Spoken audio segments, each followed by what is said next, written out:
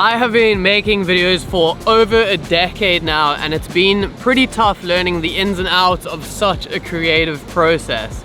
But with all of this time past, there has been a couple of critical things that I would have killed to know when first starting out, and I want to share those with you guys today. And then it cuts to like me making videos and just being a general badass. What? Say something? Nothing.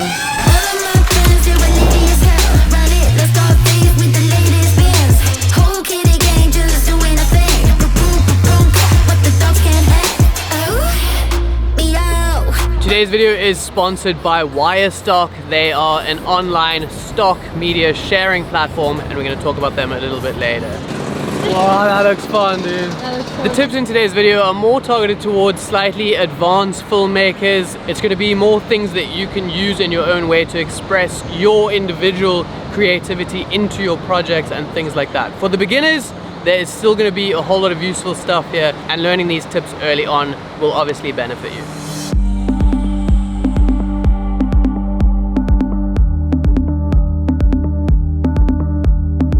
Come out to this crazy place. It's like an abandoned resort, what like used to be a resort, I imagine. It's an empty pool, and there's the coolest like palm tree jungles here with all of this abandoned stuff. There's a swing over there. Very cool to shoot, and like kind of strange that it's just completely abandoned. There's something I like to call forced emotion, and it's basically when you do something in your video to make the viewer feel a certain way. There's a couple of different ways that you can achieve this. Slow motion on something makes it feel more important, or like you should be noticing something in that frame. A close-up of your subject's face can make you feel empathetic to that person, or just to give you an insight into the emotion that your antagonist is going through. Using music is probably one of the easiest ones. You want to make something feel super epic, you throw on an epic track. You want to make something feel nostalgic, use nostalgic music. Make something feel rushed or frantic. Yep. Incorporating camera angles or movement can help further sell the effect. Like if you had something epic, maybe it's a big and grand shot. If you want something nostalgic, maybe it's slow motion, super smooth shots, kind of a dreamy feeling in your camera angles. Rush or frantic, maybe you want chaotic, handheld, shaky footage, not so much smooth, slow motion. You want like kind of that organic hand and lots of cuts and moving around a lot. Regardless of how badass your B-roll is or what cinematic LUT you used, at the end of the day, the thing that's going to be most memorable about your video is the feeling it creates in the viewer that's watching it. Controlling the viewer's emotions is one of the most powerful tools we have as filmmakers. So if you guys can master that, you're one step closer to making magical videos. Dude, how much fun are these guys having right now? I want to be doing that. Okay, you ready? Today's video is sponsored by Wirestock. Wirestock is an online stock media distribution site, and if you guys want to upload any stock footage to all of the websites, you can do it all through Wirestock. Basically, how can I make this ad read more interesting? Don't do it. I can back you up the tree. No, please don't do it. That's so lame. No. Back you up the tree. It makes it exciting. It's exciting. Oh! Okay, let's just stick to a normal ad read. Wirestock allows you to get your stock footage out to all of the main stock media sites with one easy upload. They also do things like all of the metadata and tagging for any of your media that you're going to be uploading, so that you don't have to worry about that yourself. One of the greatest things about Wirestock is they only make money when you as the creator makes money. So you can upload all of your content on there and it's completely free to use, but when you do sell a clip, Wirestock takes a small percentage of that. So they only make money when you make money. So that's a really good system, and I feel like you have nothing to lose.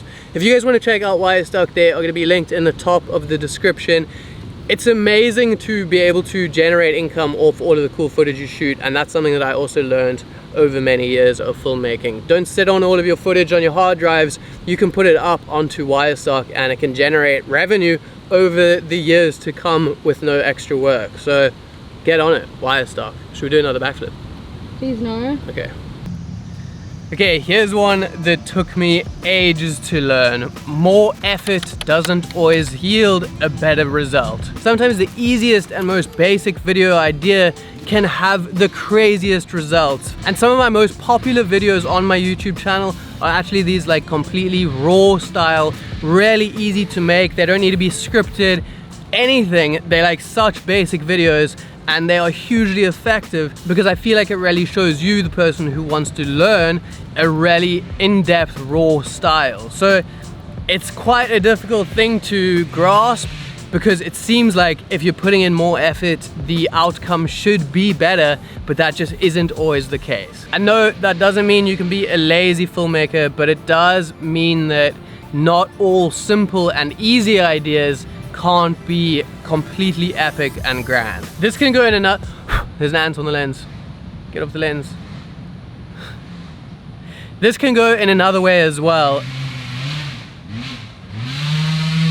This can go the other way as well, and this one might be even harder to master. But if you put a huge amount of effort into creating something, whether it's a specific shot or a whole sequence of a video, it might not end up being that good. It might not fit your video later. And in this case, you need to just have the self-control to actually ditch that whole section or that specific shot. And the reason is because the viewer who's watching that video doesn't know all of the effort that it took for you to actually create that, and nor do they really care. And if it doesn't add to the video or make it better in some way, even if it required a huge amount of effort for you to create it, your video is going to be better off if you actually just exclude it and ditch it.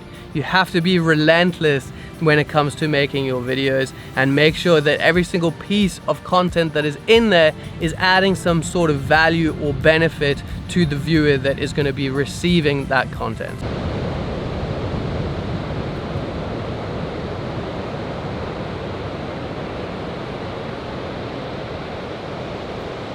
How cool is that swing? Very cool. Okay. I thought you were gonna do something cheesy. Not everything's about being cheesy. You guys want to know the best tip? You guys want to know a good tip? No. I'll tell you a good tip. Okay, here's a good tip. And that is to not take any shortcuts or easy routes. I think with filmmaking, you have to go the extra mile and really do the best you can to create something.